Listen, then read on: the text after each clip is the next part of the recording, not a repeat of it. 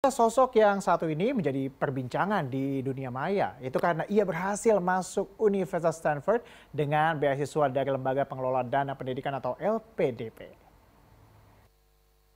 Beberapa saat lalu, perempuan satu ini jadi perbincangan hangat di jagat maya. Ini berkat pencapaiannya, berhasil masuk Universitas Stanford, salah satu universitas terbaik di dunia yang lokasinya ada di negeri Paman Sam, Amerika Serikat. Ya, Irawati Putri berhasil masuk jurusan International Comparative Education and International Women Education Policy Analysis. Jurusan ini hanya menerima 20 orang per angkatan dari seluruh dunia, dan Ira merupakan mahasiswi pertama asal Indonesia di jurusan ini. Yang menarik perhatian lagi adalah latar belakang Ira. Ia merupakan mantan Sales Promotion Girl, SPG salah satu brand chicken nugget. Ya, misal untuk mengenal lebih jauh sosok inspiratif yang sudah bersama kita pagi ini, kita akan berbincang langsung dengan Irawati Putri. Kita langsung sapa. Selamat pagi Kak Ira, apa kabar? Selamat pagi Mas Tezar, apa kabar? Aku baik. Baik, Alhamdulillah. Kak Ira, kita tadi sudah mendengar ya, ini juga judulnya mantan SPG raih beasiswa di Stanford. Tapi ternyata pemirsa, ini bukan hanya Stanford ternyata. Diterima juga di Berkeley, di Yale, di Columbia, betul ya? Atau di mana aja nih? Kayaknya banyak banget keterimanya. Tapi kenapa kemudian akhirnya Kak Ira ini milih Stanford? Alhamdulillah Mas, thank you banget. Betul ada beberapa universitas yang menjadi konsiderasi aku sebelum akhirnya aku menjatuhkan pilihan gitu ya ke Stanford. Jadi mungkin aku bisa share sedikit juga dalam menentukan masters atau program apa yang mau aku kejar di S2. Aku sudah riset sebelumnya nih berdasarkan kebutuhan aku dalam pekerjaan. Jadi biasanya ada beberapa alasan untuk menempuh master dan salah satunya kalau aku adalah supaya aku bisa punya contextual sensibility terhadap apa yang aku kerjakan di bidang hukum dan pendidikan. Berarti yang paling masuk akal adalah mengambil jurusan kebijakan pendidikan. Dan berdasarkan hasil risetku, memang untuk education policy ini paling baik adalah di Stanford nomor 1 di dunia. Gitu. Jadi aku akhirnya mengambil pilihan dan memantapkan hati gitu untuk memilih Stanford.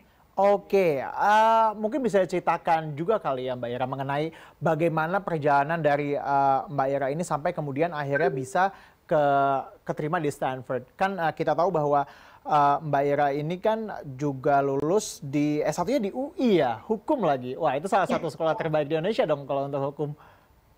Alhamdulillah. Ya, mungkin aku bisa cerita dari latar belakangku dulu. Betul bahwa sebelumnya yang seperti yang saya tadi diberitakan bahwa aku memang adalah mantan sales promotion girl dan tidak hanya itu nugget, sebetulnya ada beberapa produk gitu ya yang aku bantu untuk jual gitu karena alasannya adalah keterbatasan ekonomi yang aku alami selama aku hidup gitu.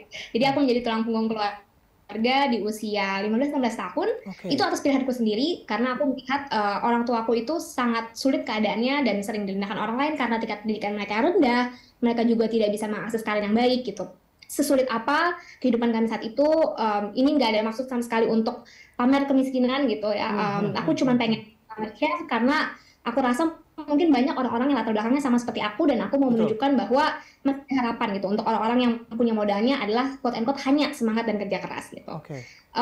Jadi kami dulu tuh bahkan kalau makan tuh nasi uduk yang harga 2.000 dulu 2000-an ya, nasi uduk tuh kami bisa 5 loh gitu. Dan sebelumnya berempat ya, karena adikku tuh lahir 15 tahun beda selisih dengan aku, dan ketika adikku lahir juga dikecam gitu ya oleh keluarga besar dari papaku dan mamaku gitu, karena ya kalian kondisinya nggak mampu tapi kok punya anak banyak gitu. Atau dulu adikku dan aku itu memang menempuh pendidikan SMP dan SMA di salah satu sekolah swasta terbaik di Jakarta juga. Dan itu karena itu dari keluarga aku, dari papa mamaku bilang bahwa yang bisa mengubah nasib kita ya pendidikan gitu. Dan walaupun kita nggak punya uang, aku berani untuk tes di sekolah tersebut dan bilang bahwa kami bisa ngikutin pelajarannya tapi nggak bisa bayar. Jadi mungkin kami minta bantuan dan alhamdulillah memang sekolah tersebut membantu dan sangat baik sekali. Begitu cerita ini viral juga mereka sangat support gitu ya, memberikan berbagai dukungan artikel mengenai bagaimana dulu aku bekerja macam-macam gitu. Aku kayak jadi jurnalis. Ini tuh adalah foto-foto waktu aku jadi jurnalis majalah sekolah, yayasan tepatnya, walaupun nggak dibuka sebenarnya seleksinya untuk siswa. Jadi biasanya yang itu adalah guru, Mas. Atau karyawan khusus dari sekolah tersebut. Tapi aku minta, aku teks, aku email bilang bahwa aku butuh, aku bisa membantu gitu sebagai jurnalis karena latar belakangnya aku butuh uang gitu. Dulu waktu satu post artikel itu lumayan 100.000 gitu. Jadi berbagai artis yang aku temui dulu waktu SMA adalah dalam rangka aku nulis berita sekolah, berita yayasan yang dipublikasikan ke seluruh rantai sekolah swasta tersebut gitu. Gitu Oke. Mas. Jadi di SMA itu aku kerja banyak hal dari SPG Chicken Nugget dan SPG-SPG lain. Aku ikut lomba-lomba supaya bisa nambah uang, lomba debat terutama karena nggak butuh modal gitu ya. Terus maksudnya modalnya adalah bicara dan kelantangan aja, kepercayaan diri. Terus jadi jurnalis majalah dan sebenarnya paling utamanya itu adalah aku guru les. Aku guru Oke. les bahkan Jadi semuanya dilakoni lah ya untuk bagaimana kemudian Kak Ira ini bisa menunjang begitu ya semangat belajar yang Kak Ira punya. Tapi gini sih Kak Ira, kita sering baca riset mengenai bagaimana kemudian dari keluarga prasejahtera mungkin kita mengatakan mereka itu kadang-kadang mengambil keputusan yang salah karena pertimbangan yang salah. Nah dari Kak Ira sendiri, dari pengalaman ini, apakah kemudian Kak Ira masih meyakini bahwa pendidikan ini menjadi salah satu prioritas yang harus didorong begitu untuk mengubah nasib lah quote unquote gitu masyarakat Indonesia?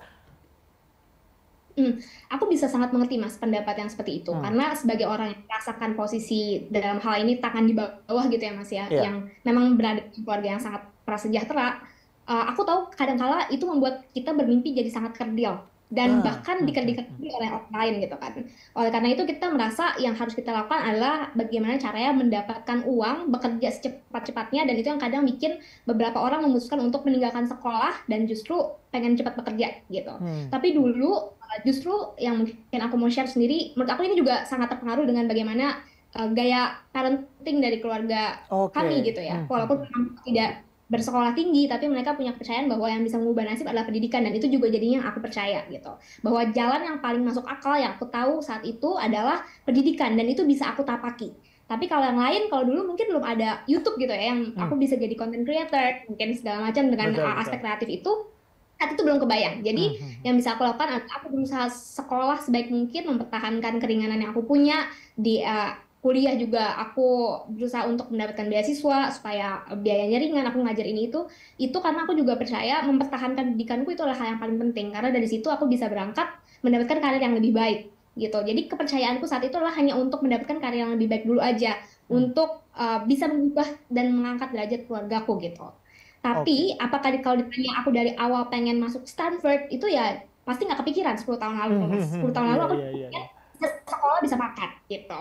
Jadi I really can't understand, tapi kalau teman-teman masih bisa mendengarkan aku hari ini, aku harap teman-teman juga masih bisa percaya bahwa pendidikan itu jalan yang paling bisa kita tapaki sebetulnya. Itu jalan yang paling masuk akal, paling sehat gitu. Bisa kita tempuh bersama-sama. Oke, tapi sebelum Stanford itu kan Mbak Ira ini sendiri kan di UI ya. UI itu salah satu sekolah bisa dibilang negeri tapi elit lah di Indonesia. Untuk daftarnya aja kan cukup mahal ya Mbak Ira. Mungkin bisa ceritakan perjalanan untuk masuk UI-nya sendiri gimana sih sebenarnya dulu?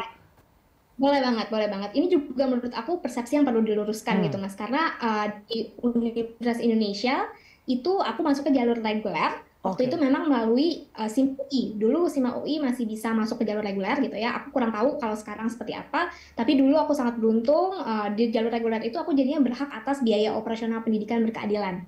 Gitu.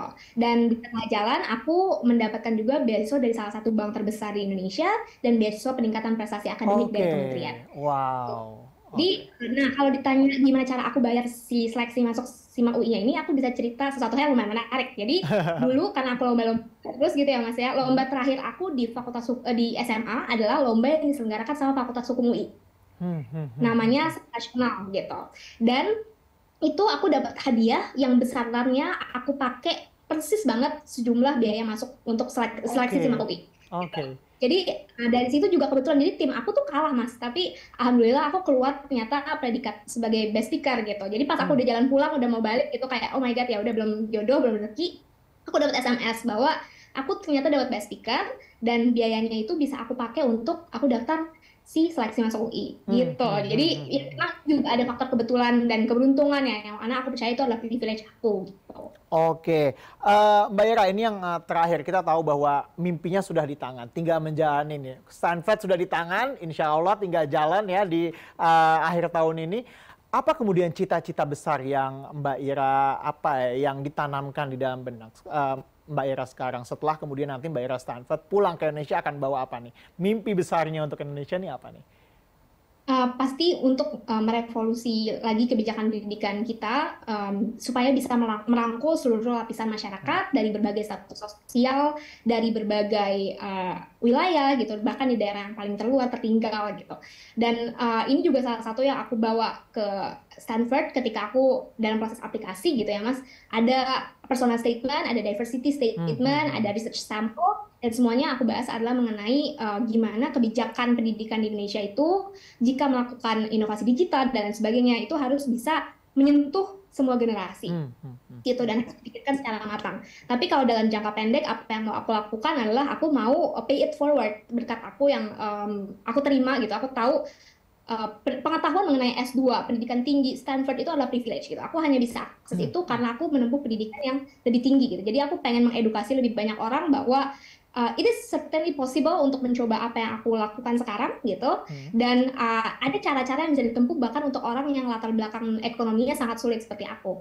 Jadi aku sekarang juga lagi bikin proyek beasiswa aku sendiri untuk kayak memberikan tunjangan dana Fulbright Scholarship, tapi aku mau cari orang-orang yang punya semangat yang sama, visi yang sama, yang baik juga, yang mungkin lagi mengalami demotivasi gitu ya, lagi gap year karena lagi hilang arah atau karena memang tidak punya keterbatasan, memang tidak punya kecukupan untuk menjalani pendidikan lagi karena keterbatasan biaya. Itu yang aku mau bantu dalam waktu dekat ini gitu, pay it forward berkat aku dengan membantu orang lain supaya mereka juga merasa punya harapan yang sama di bidang pendidikan. Karena aku juga pernah mengalami melihat adikku putus sekolah gitu, jadi ingat gitu. Iya. Mbak Ira, ini terakhir terkait dengan ini kan datang dari latar belakang yang dari keluarga prasejahtera gitu, kita bisa mengatakan begitu ya Mbak Ira ya. Kemudian sekarang sudah menuju Stanford, apa kemudian pesan-pesan lah kepada adik-adik kita yang saat ini masih bermimpi gitu untuk bisa tembus kampus top dunia, atau setidaknya bagaimana mempertahankan pendidikan sampai ke jenjang tinggi dan kemudian bermimpi untuk mengubah hidupnya dan juga keluarganya. Pesan-pesan dari Mbak Ira sendiri apa? Mungkin satu kalimat dari aku yang aku akan awali dengan kayak it takes time, but it's certainly possible. Jadi memang segala proses itu butuh waktu. Kalau kalian lihat sekarang, aku bisa diterima di universitas yang aku benar-benar inginkan. Itu juga proses sangat lama. Kalau mau ditarik dari kapan aku mulai bekerja itu dari 2014 gitu. Jadi kayak jangan pernah lihat sesuatu dari langsung hasilnya, tapi percaya bahwa semua ada prosesnya. Aku sangat paham buat orang yang punya latar belakang yang sama dengan aku, bahwa sangat sulit apa yang kami alami gitu, dan ada kalanya memang rasa untuk bermimpi itu jadi sangat kecil, tapi aku harap teman-teman nggak pernah membiarkan siapapun merasa berhak untuk merebut modal semangat dan kerja keras yang kita punya, karena itu satu-satunya yang kita punya, kita harus pertahankan apapun yang terjadi. It really takes time, but it is certainly possible. Itu artinya memang sangat mungkin untuk bisa kita tapaki jalur pendidikan ini. Banyak cara untuk kalian bisa meminta bantuan jika kalian membutuhkan, ketuk pintunya kalau kalian butuh bantuan. Kadang nggak langsung dibukain pintu, kadang memang nggak dibukakan pintu, tapi kalian selalu bisa coba lagi untuk memperjuangkan masa depan kalian. Itu banyak sekali hal-hal yang masih ada dalam kontrol kalian yang bisa kalian lakukan. Jadi jangan nyalahin lantai kalau kita nggak bisa narik gitu. Kita harus stop pada satu titik menyalahkan keadaan. Oke, artinya bahwa nggak ada yang bilang mudah ya, tapi bisa kok gitu, bisa kok. Oke. Terima kasih Mbak Ira atas perbincangan pagi ini, sangat menginspirasi kita semua, dan juga semoga semua studinya lancar, dilancarkan semuanya, dan juga sukses bawa oleh-oleh ilmu yang banyak dan bisa diaplikasikan tentunya untuk perbaikan pendidikan Indonesia. Terima kasih Mbak Ira, selamat pagi. Terima kasih untuk kesempatannya ya, selamat pagi.